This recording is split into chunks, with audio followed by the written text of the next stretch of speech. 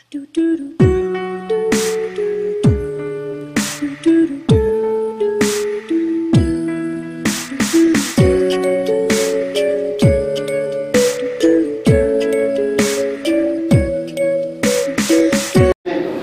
dentro de lo que es la rehabilitación deportiva también hay una planificación y hay que tener pautas para tener un lineamiento y obviamente el objetivo que yo voy a buscar, porque todo entrenamiento tiene un fin y obviamente si hablamos de rehabilitación del entrenamiento también tiene un fin.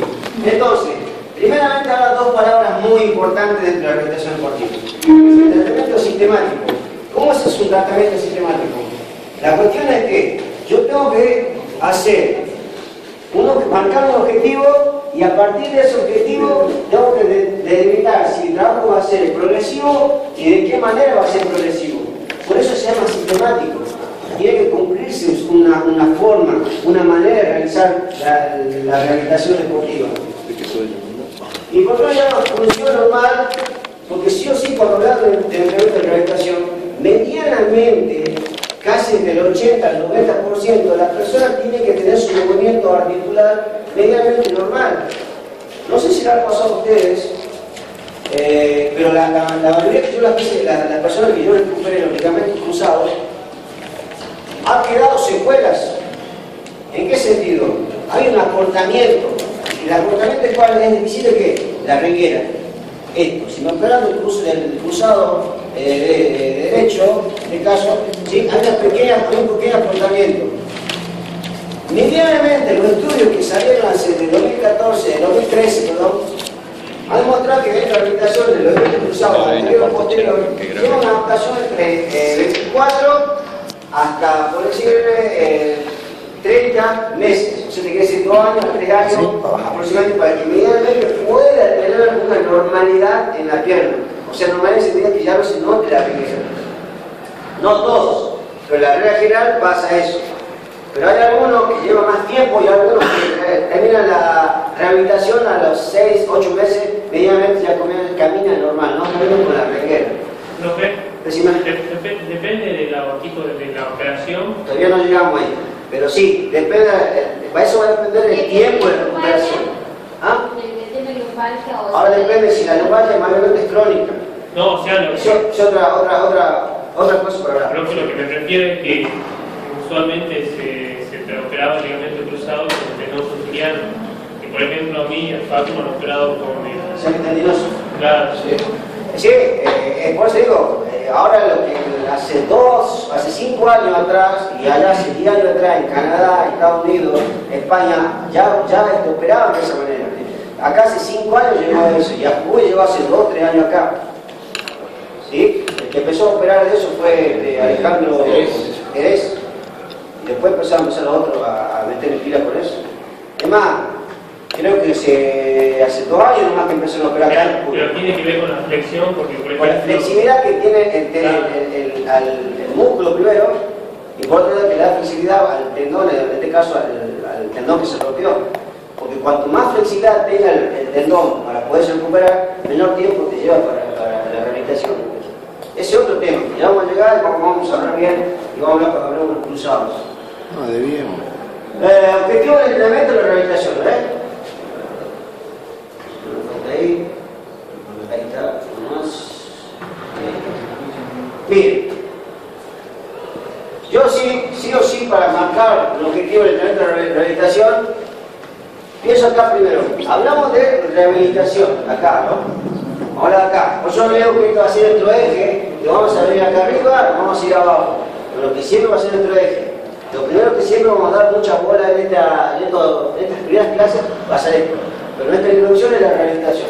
Recuperar al nivel previo de la lesión.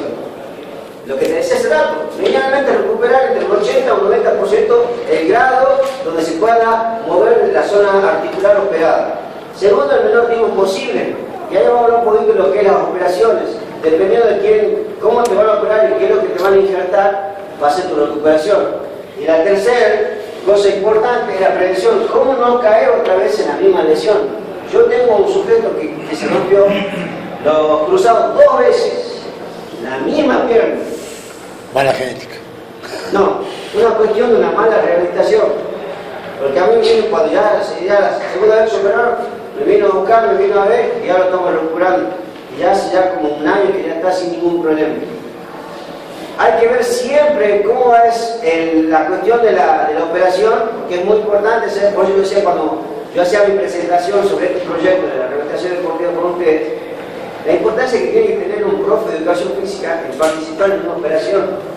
Porque una cosa es que vos lo leas en el libro, que te lo presenten en un video, y una cosa es que vos lo veas, cómo el médico injerta, cómo el médico saca, cómo el médico introduce, para ver cómo realmente la rodilla se tiene que mover. ¿Ya? Si hay una posibilidad, va a ser un video, y si hay una posibilidad más adelante, quién sabe, podría participar en una operación. Requisitos de la rehabilitación.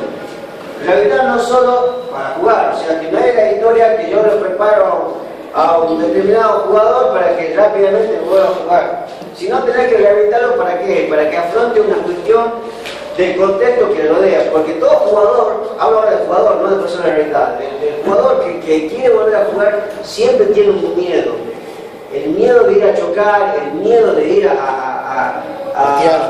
toque, a que lo empujen. Es una cuestión más psicológica que en este momento no lo vamos a ver porque a nosotros no nos compete la psicología, lo que nos compete es la parte motriz y de desarrollo que va a tener la persona. Por otro lado, la eficacia y la seguridad que vos nos vas a dar.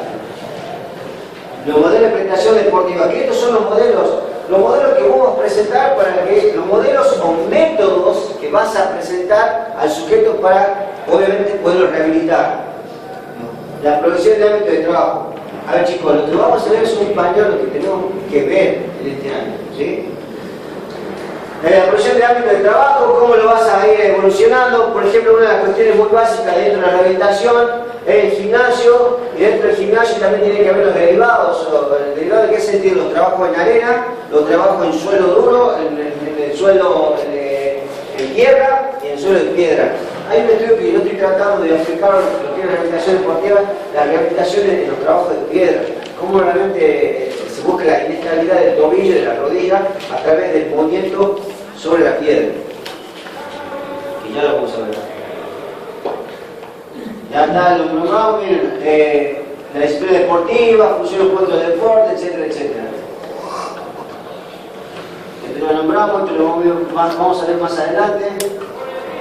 Pero acá quiero ver. La fase del entrenamiento de la rehabilitación. Primero, hay que buscar una estabilidad del ejercicio. Vamos a ver cómo es importante tener en cuenta la pierna operada como la pierna que no está operada. ¿Cómo yo voy a saber de que si esa pierna que está operada, hasta qué grado puedo yo mover o exigir? ¿Se acuerdan que yo no sé si a ustedes les presenté el programita Quinovea? ¿Quién lo sabe o lo ha escuchado el programita Quinovea? Nosotros. Uno solo, dos, tres. Sí. ¿Los han utilizado o lo han nombrado? No, lo nombramos. Bien, lo vamos a utilizar y lo van a aprender a practicar, y sobre todo va a ser muy importante para que esta primera fase ustedes vean cómo empieza una persona para rehabilitar y cómo va a tener que ser gradual su entrenamiento en el caso de la articulación, hasta qué grado va a ir modificando su ángulo.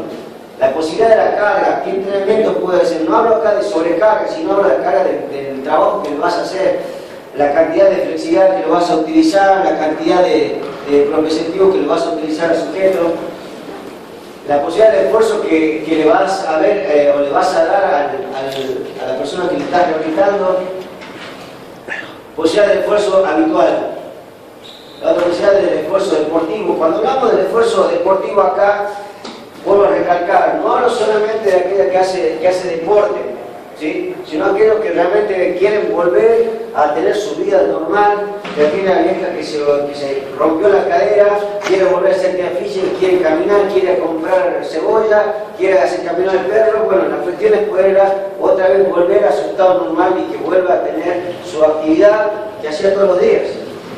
Ahora pregunta, ¿usted sabe por qué una mujer de 50 años se rompe eso más propensa a romperse la cadera?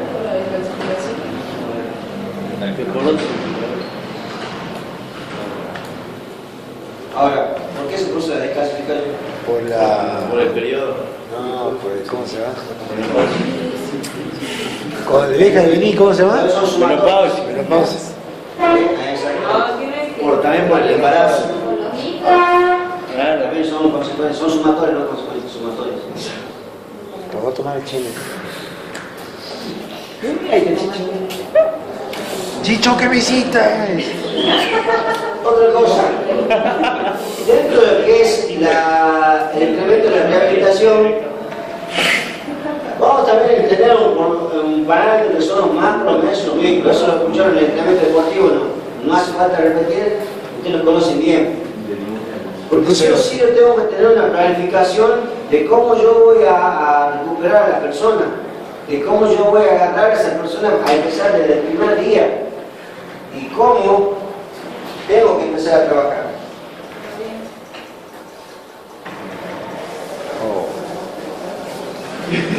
Yo, Chicho.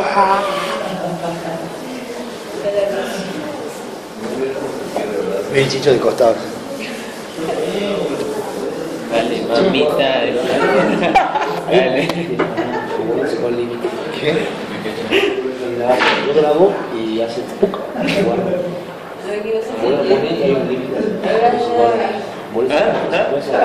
Volví hablando y... Depende de la capacidad de la mujer. Dale, mamita, ponete.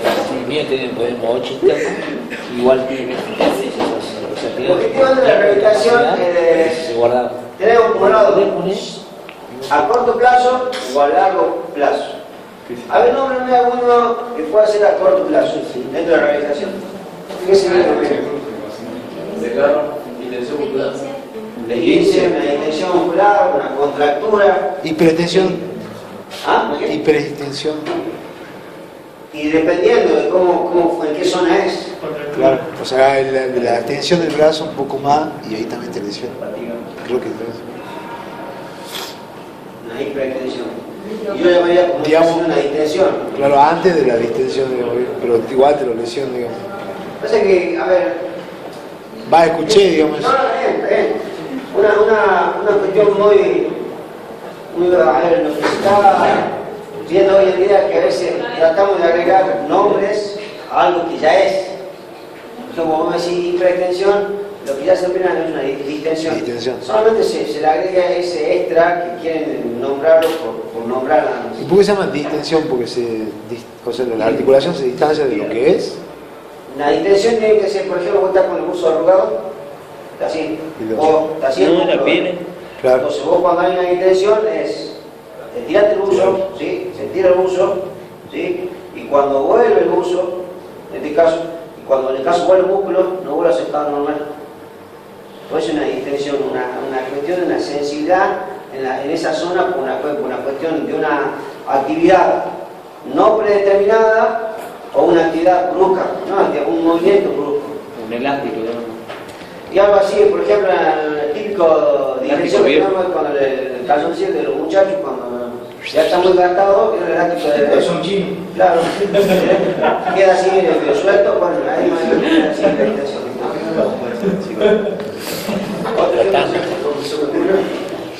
La tanguita. Después tenemos a largo plazo, un largo plazo muy conocido son el cruzado anterior y posterior. Sí, y otro más. Y los meniscos, yo lo podría a corto plazo dependiendo cómo lo vas a preparar para recuperar el menisco. ¿Sabes por qué o no? ¿Cómo? Yo le diría, dentro que me decía el menisco, me decían a largo plazo. Yo al médico le puedo poner a corto plazo, pero dependiendo de algo muy importante para que sea a corto plazo. ¿Qué creen ustedes? El nivel de ruptura de... Por más que tengas el nivel de rotura, si te operas te lo sacan. ¿El grado de estado físico? Puede ser por un lado, es muy importante, y sobre todo la zona de cómo vuelve a recuperar el vasto interno, el externo, el cuádriceps, el recto del cuádriceps, y el sóleo y el gemelo. Si vos tenés esa zona bien fortalecida, porque a ver, ¿qué es el menisco? Y vamos partamos por ahí, porque a ver, chicos, ¿qué es el menisco? El colchoncito que va entre el hueso y hueso. Es algo cartilaginoso, ¿sí? Que rodea, ¿sí? Que por ejemplo sea menisco y este sea la parte que la cabeza femoral y la parte que la tibia.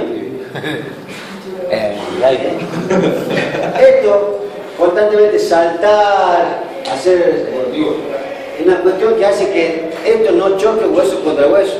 Entonces, en algún momento esto sufre un desgaste, ¿sí? Sufre un desgaste por tanta exigencia que lamentablemente viene el médico, te lo saca y queda un hueco.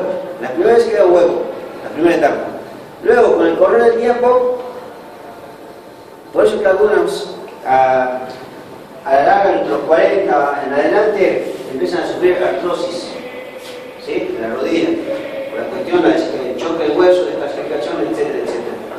Entonces, al saber que el menisco puede salir, yo necesariamente, para tratar de que sea a corto plazo, necesito que tenga una buena masa muscular. O sea, que el centro de la articulación esté bien rodeada por los músculos que rodean esa articulación. Ahí yo te puedo decir que puede ser en un mes, de 30 a 45 días, empezar otra vez a tener el ritmo deportivo, de juego, lo que fuera. Pero, primeramente, tenés que rodear eso. Porque, a ver, ¿qué le dice la fisiología? Aquí hay muchos que tengan fisiología. ¿Cuánto ustedes creen que un músculo no entrenado puede durar? 48 horas. 48 horas. 100 días más, menos. Pierde fuerza en el cuartillo. O sea, a ver qué quiere decir, capaz que no me está entendiendo. Yo entreno, sí, yo entreno todos los días, yo dejo de entrenar. ¿Cuánto creen toda esa masa muscular, masa magra que yo trabajé, puede estar fuerte? ¿Cuánto puede durar eso? 3 días. 48 horas. 48 horas. 48 horas. ¿Quién va? Ahora, ¿por qué dicen 48 horas? ¿Tengo un fundamento? Eso El papi Ponce. estímulo, lo deja estimular y pierde.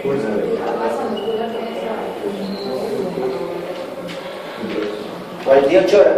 Y si yo digo 24 horas, aquí no queda. ¿Cómo se llama?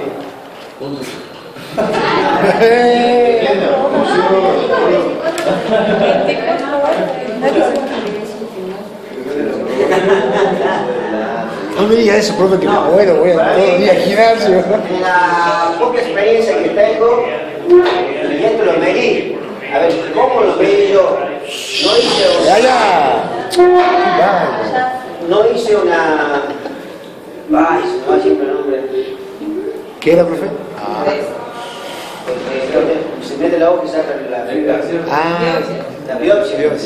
No hice una biopsia para saber cuánto demora el músculo para poder recuperar. Solamente, ¿qué hice? Medí el diámetro del músculo entrenado en ese día y pasado 24 horas medí otra vez. Después medí, hice el mismo trabajo, el mismo músculo y medí en 48 horas. El porcentaje entre relación entre 48 y 24 horas daba casi entre un 15 y un 20% de diferencia. ¿Qué te quiero decir? Que si en las 24 horas el músculo del bíceps, ¿por qué elegí el bíceps? Porque el músculo del bíceps es más frecuente que hipertrofiado. A formarlo más rápido, ¿no? Ajá. ¿Sí o no? ¿Es Pecho, ¿no? sí. ¿Saben eso? Bueno, entonces, para poderlo ver, que yo trabajando 24 horas, solamente localizado, ¿no? El bíceps, si no le entrenamos el bíceps entre 24 horas, pierde un 15% comparado, mejor dicho, pierde un 5% y pierde un 15% a los 48 horas. Entonces, ¿qué te quiero decir? Que en 24 horas se pierde un porcentaje, en 48 horas mucho más. Lo que yo quiero decirte es que si vos medianamente marcas un porcentaje a lo que se puede estimular el músculo, yo sí o sí tengo que saber preparar el músculo para que después de la post-operación se vuelva a recuperar. Porque lo que hace el músculo, ¿qué se hace? Se atrofia. Porque una operación, ¿cuánto te hace? Vos vas a la mañana al gimnasio y a la tarde te operás, ¿sí? Y al día siguiente estás en tu casa. Porque el médico es así, te operan en 1 o 2 horas y a la tarde te operas en tu casa. Demorás entre un día y el otro son 24 horas. Hasta que des tus primeros pasos, pasan por lo menos entre 3 a 5 días. ¿Ya cuántas horas van? Entonces se empieza a atrofiar el músculo. Cuando pasa los 7 días o a 10 días, se empieza a estimular al músculo. Se vuelve otra vez y empieza otra vez a recuperar, empieza otra vez el drenaje, empieza otra vez la circulación sanguínea, empieza otra vez los cruces de la miocina, la actina, todas esas cosas que más adelante vamos a ver. ¿Se entiende o no? Por eso toma mucha importancia de que antes que te operes, sí o sí necesitas fortalecer esa zona y de muy buena manera para que el plazo de recuperación sea menos. Por eso te digo a corto plazo yo me pondría el menisco, dependiendo si hay un buen fortalecimiento de la zona. ¿Se entendió? Sí. ¿Preguntas? Aquí lo morí.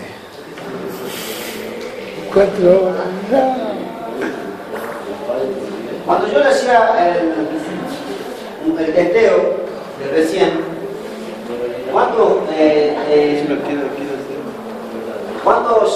tipos de lesiones o nombraron tipos de lesiones que ustedes conocen? La mayoría nombraron los que obviamente ya conocemos.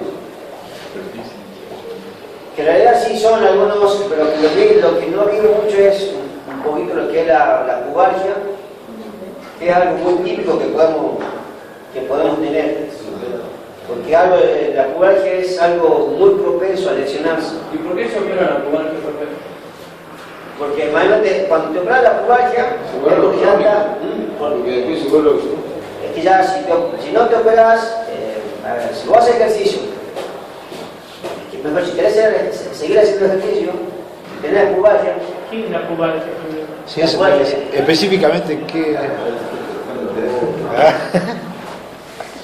No, yo voy a tocar de chico, pero ya. No importa, profe, nos imaginamos. Imagínense. ¿Qué es una mariposa?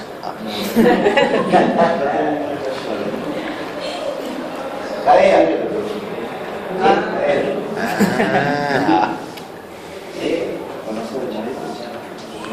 Y acá se encuentra que el pubis, parte baja.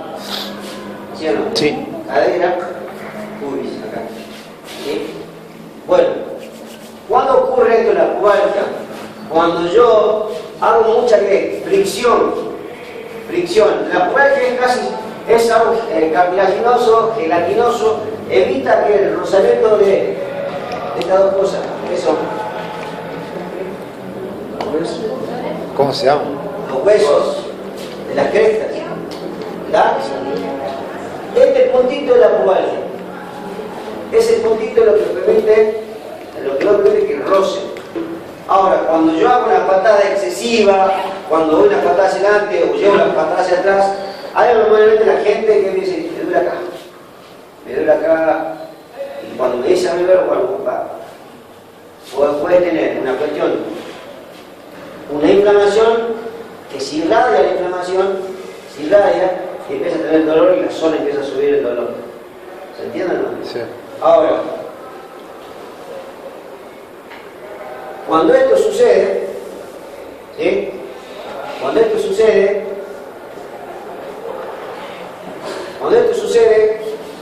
empieza ¿qué? A rozar. Si hay un mal momento, una exigencia no predeterminada, sube tanto que le puede morder o hasta a veces hacer que esto, por ejemplo, ¿tiene una hoja? Hoja. Eso. ¿Está con moco o no? Sí. Este es la pubalgia, el papel, ¿sí? Hace un movimiento brusco la pierna derecha, ¿sí? Hace este movimiento la pubalgia. Y cuando vuelve otra vez el movimiento, y a veces ya no vuelve de esta manera. El chasis. ¿Cómo es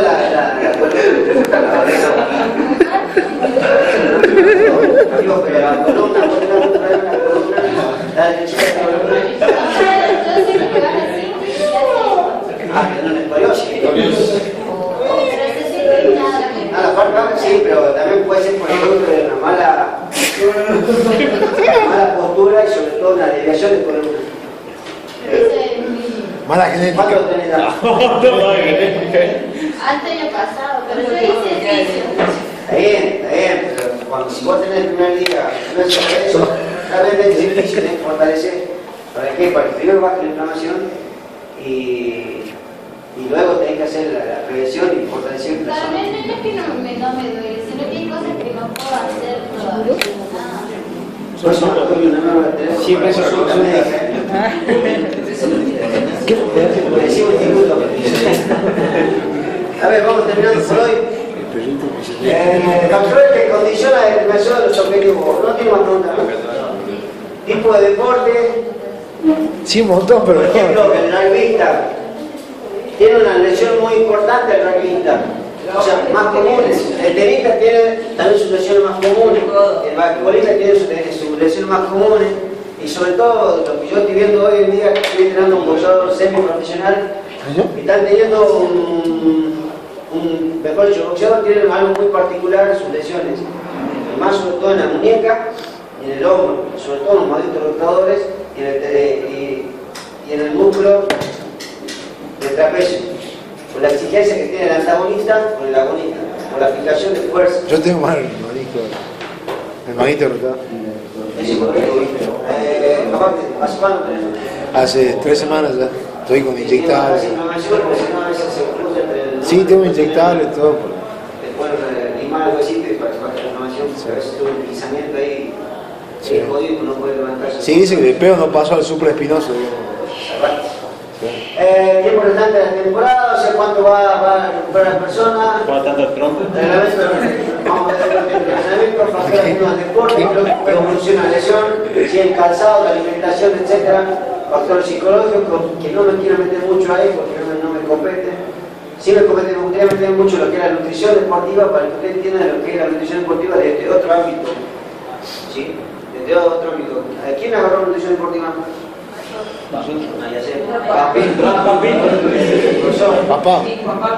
Bueno, creo que tratemos de relacionar la cuestión de la nutrición deportiva, porque yo tengo otro pensamiento de la nutrición deportiva, no tengo el pensamiento del nutricionista clásico, ¿sí? Sino el nutricionista que realmente tenemos que ser nosotros los profes, o sea, los estudiantes, ustedes, o cuando sean profes, el pensamiento, la mirada de la nutrición deportiva, que es totalmente diferente.